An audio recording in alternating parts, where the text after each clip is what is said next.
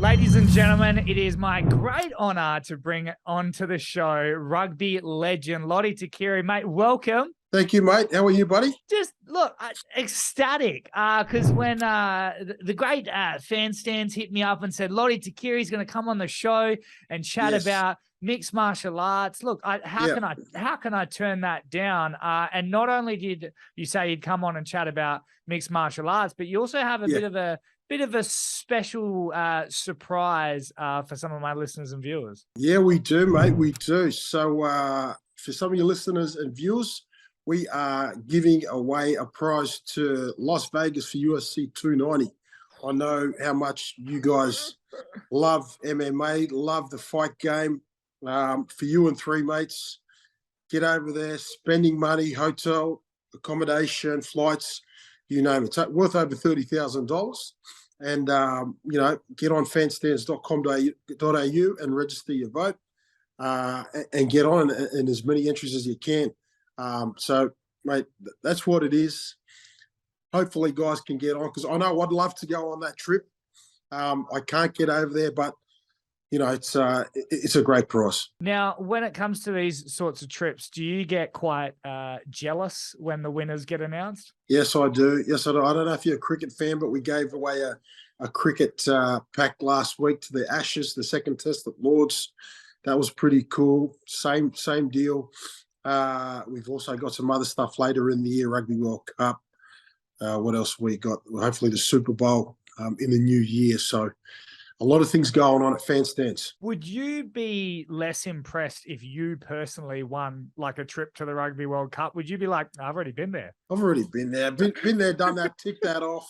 But I wouldn't mind going as a fan. I remember going and playing in a couple. And yes, you do see what's going on. You drive past on the buses. Pubs are packed. You just think to yourself, maybe one day I can get back here and soak this up. So, you never know, mate. What about you? Have you been to any big events, mate? Any big UFC events? Well, so I got to obviously the ones in Perth. Yeah. I got to cover the UFC earlier on in the year, and that was just incredible. It was actually hard. It was hard to do my job of covering it through media because you become a fan. And I guess that's in a similar way when you're playing. Like, it's hard to take it all in when you've got a job to do. Yes, and you just can't sort of be a fan, right? And you just can't, get into it as much as you'd like. You can't have about 5 or 10 schooners and sort of rip into that bloke or this, that, and the other. But, you got to try and stay above a certain level. Now, when did you kind of become aware of just mixed martial arts in general? When did mate. Well, I've been a fan for a long time. I remember we used to actually train. I can't say I was good at MMA and the takedowns and everything else, but I do remember training a fair bit and having an appreciation of how these guys, how fit these blokes are. Like, I remember we did some BJJ stuff on the ground when I was playing at a few different clubs. Mate, I was stuffed after the warm-up. Mate, these guys are that strong. And they sometimes bring in fighters at training. And these guys were small. And they're like, bang, bang, bang, yep, I'm tapping out. Like, I had no idea. So it's all that technique. It's obviously a mind game, right? You got to be smart to be a good MMA fighter. And I'm smart, but I think I'm too big and gangly. But Israel Adesanya, big and gangly. Yeah. The bloke he fought, what's the Brazilian bloke's name again? Alex Pereira. Alex Pereira, big and gangly. So the heavyweight division would be me, but I think I'm not a ground and pound man. I'll try and stay away and have a crack up top. Were you much of a fighter in the rugby days, or was there anyone in the change room that thought like they could get into MMA? Well, mate, I reckon there was a few. I'm a lover, mate. I played on the wing, so I look good. I don't know if I look that good now. I was on the end of the back line, scored all the tries. And I reckon there was a few shorter guys who didn't mind getting in there. There was a guy called Ben Robinson. He played the front row for the Wallabies and Waratahs. I reckon he would have done really well. Short neck, close. He sort of gets in nice and tight.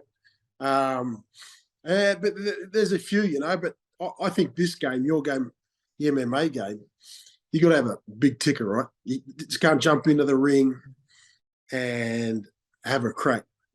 Like I've watched a few mates. I've obviously watched a few of the different fights. There's no room to hide, mate. There's no room to hide. What about you, mate? You had a crack at it? No, I'm very much staying on the outside. I still train, I train and everything, but it's this thing of I guess even with rugby as well. Like, if you ask me Tuesday night after sparring, when I'm feeling good, I'll take a fight. But when you ask me Wednesday morning, or you ask me, it's that, and you would know that as well. Like, how many guys can play one game of rugby and they look amazing, but can you get through 10 years of it? Yeah, exactly, mate, exactly. And that's obviously the longevity of it. But some of the injuries that you see in both games, but your game, mate, this MMA game's amazing. Like, there's so many ways you can get beat, right? In rugby, you just got to score the try, obviously. You're in there with another 13 or 15 guys having a go. So you can have an off day every now and again. You don't like to. But you can't have an off day in the MMA game, right? Mate, if you have an off day, if you're not feeling the best, you're getting knocked out. You're getting choked out, right? You're done. Yeah, and what I like about the connection between mixed martial arts and rugby, a lot of MMA guys come from rugby, and I think it's probably it's the best sport to actually transition to. I mean, you look at Alex Volkanovski, who's at UFC 290, but what you guys are giving away. He came from rugby. And you must see a bit in his takedowns going, hey, that's a good tackle. That's a great tackle. Yeah. And apparently played a really pretty good level, I think. And played a lot of rugby league games. So he definitely has Australia covered, but I think he's got a big fan base in rugby league and growing up in the Sydney area. I think the Aussies going over there for the UFC 290, will have a great time. And he's done Australia proud, right? And there's a few other Aussie guys on the same card, right, mate? Yeah, incredible. One that I know that loves a bit of rugby himself is Jack Della, which is he's really exploding lately. He loves his rugby. I wouldn't be surprised if he's listening to this right now. Yeah, I'm thinking he could be a back. I'm thinking, he's probably quick enough to do that. Stay out there. I definitely wouldn't take him on. And he looks pretty mean too. Yeah, look, he is. Now, it's not too many times that he won't get his nose. He broke his nose and he won't get it fixed because he knows that it's going to get broken a few more times. I get that. First time I broke my nose, you can probably see. Yeah, it's curved. We don't look good after you break your nose. Hopefully you have a relationship before you break your nose, because after it's not a good look, mate. So I know a few guys that have played. They've got once they finished up, they get their nose straightened up and everything else. Just totally off subject, talking about noses. Saw Conor McGregor the other day. He's done something to his face. I reckon he's straightened it up or something. I don't know. It's all the cocaine. Do you reckon? he's got one nostril now, not two. Yeah, it goes all the way through. I think also he's because of his injury, allegedly, has jumped on the performance enhancing Gatorade. Yep. And obviously he looks jacked. He's massive. And ripped. Yeah. And he's actually got I think it's today or maybe even yesterday, he had to advise USADA that he was getting back into the testing pool, because then it's 6 months until you can fight. And there's obviously a little bit of paperwork and whatnot. Yeah, it's a funny game, that one. Yeah. It's a funny game. Was there much sort of like, it's a weird question, but was there much like testing or guys where you went, they're clearly on the juice when you were playing? There would be, but we were pretty regularly tested. I think we fell under the WADA code. So anywhere you had to inform them of where you were going, this, that, and the other. Oh, yeah, that too. Yeah, we had that too. Oh. Which was, if they turned up at your place and you weren't there within half an hour, hadn't told them, that's a strike off. So I think early on in my career that there were guys, or just generally, I remember talking to guys that I played with, and we all almost used to name our concrete 13 or concrete 15 blokes that hate tackling. They're just hard blokes, you know what I mean? Big country lads who just take a shot and just keep going. They're the ones you don't want to fight. Well, that's kind of a good question then. Who is the toughest guy that you've ever played against that you wouldn't want to fight? I played with a guy. I don't know if he's the toughest. There's probably two that stand out. Early in my career, I played at the Brisbane Broncos, and there was a guy called Shane Webke. He just kept going. Like, he's a crazy trainer. I don't know if he has the best chin, but he would just keep coming forward.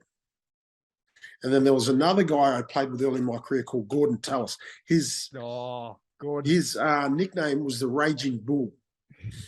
So I remember being in the shed with him. Before he'd run out, his eyes are poker machines, mate. They're just rolling the back of his head. So, and I played three plays outside him in defence, and he used to whack blokes. He used to knock a bloke out every second or third game, just with a shoulder or not a stray elbow, but a close elbow tucked into the bottom of his hip. I remember guys getting knocked out with his hip. There's a guy called Dean Tristo who played for Cronulla Sharks. And I reckon there was a year early in my career, every time we played him, Gordy knocked him out with his hips. The poor bloke. We shouldn't glorify getting knocked out, but just put his head in the wrong position. And I remember him snoring. The bloke was literally snoring on the ground. Jeez. That's actually a good question for you as well. Now that you're out of your career, you played a very extensive rugby career over both codes. And CTE is huge in mixed martial arts, and obviously the AFL. Have you felt any, A, did you have any bad concussions? And B, have you had any sort of long-term issues with head knocks? Yeah, well, touch wood. As I said, I played on the wing, so I was a bit of a pretty boy, they say. I lost my balance a little bit a few times on a field from getting knocked, but I never got knocked out. But I think the game's going a direction where, that duty of care is definitely there, which is great for the game, great for the athlete, and it's heading in the right direction. But at the same time, I think, guys, you sign up to play this sport. You know what I mean? You sign up to, there's a chance you're going to get knocked out. And I don't think, you should come back on it 10, 20 years later and say, oh, it's your fault this happened, it's your fault that's happened. I just think when you play this sport, you sign up to potentially get knocked out. So it's a tough one, mate. It's a tough one. And you don't want to see guys punch drunk, right? Yeah. And I think they put things in the game now, that those stand down periods after, if you get knocked out, nearly 11 to 12 days or 13 days or something it is now before you even try to do anything again. I think that's great for the game and great for the individual. Yeah, no, it's good. It's excellent to have someone at your level get in that, where exactly you do sign up for it, but you don't obviously want long-term damage. And heading back into the world of mixed martial arts, is there anyone, obviously the Aussie guys, but is there anyone that you get behind and you think, man, like he's my favorite fighter? Yeah, well, back in the day, I probably like everyone else, I was a Matt Anderson Silva fan. Yeah, he was awesome. I loved how he, sort of Big and slipped gangly. around. Yeah. And then, I can't go past Israel, mate, from New Zealand. He's pretty cool at the moment. I think the way he won that last fight and sort of did that, I think that's going to go. That's going to keep going. That what's it at 3 now or 4 fights for each other? They should just keep going because I know I'll pay per view or I'll go over to wherever it is and watch the fight because that definitely puts bums on seats. So in mixed martial arts, it's almost like it's less of Australia. It's almost Anzac. It's very Australia, New Zealand. Now you're from a world where it's Australia versus New Zealand. How do you do you like that we're kind of getting behind the New Zealand fighters? Well, the Kiwis are like this though, right? What are they? It says apparently Australia's taken Russell Crowe. What else do we take? Lamington's. What's that other one? Yeah. Anyway, I think it's good. I think it's good that we're getting behind the Kiwi fighters because let's be honest, we're brothers anyway. But at the same time, we really struggled when we played the All Blacks in games. I don't know about struggle, but we have struggled to beat them. We can beat them on the off occasion in Australia, but I don't think we've won a game in New Zealand for like 30, 40 years. And that's something, I think the Rugby World Cup's coming up this year. And the next one down the track is actually in Australia. So I think we've got to get over that hurdle to be any chance at winning anything. I think we've got to beat the Kiwis first. And then I think we can sort of jump that hurdle first and then go on from there and then get those other things that are higher up the chain. And I've got to ask you, if a Fijian fighter came on the scene, would you jump all of the Australians and support him? Every day of the week. Yeah, every day of the week. I don't know if we haven't too many of them. I think, I think we just have boxes, and I think they claim Israel Adesanya too because I think he's been saying a few Fijian words, cuss words. Oh, yeah? Yeah. So I think Fiji claim Israel as well. You know who I reckon could be the champion of the world? Any Fijian mother. Yes. Yeah. I totally agree, mate. Because no one, you wouldn't even argue, you take your penance, and even if you tried to fight back, you're gone anyway. Oh, without a doubt. Mate, just a couple more questions before I let you go. I kind of ask everyone in mixed martial arts this, but I thought I may as well ask you. After it was all said and done in your rugby career, how did you want Lote Tuqiri to be remembered, and how do you think you're remembered? Well, I don't know how I'm remembered. Hopefully, someone who had fun, was exciting to watch. But how do I want to be remembered? Yeah, similar. I want to be remembered as a guy who enjoyed himself. He was a good team man, loyal sort of a team man. Played for his mates, and had fun. Had fun with his teammates who won a few games in and out of, in between all of that.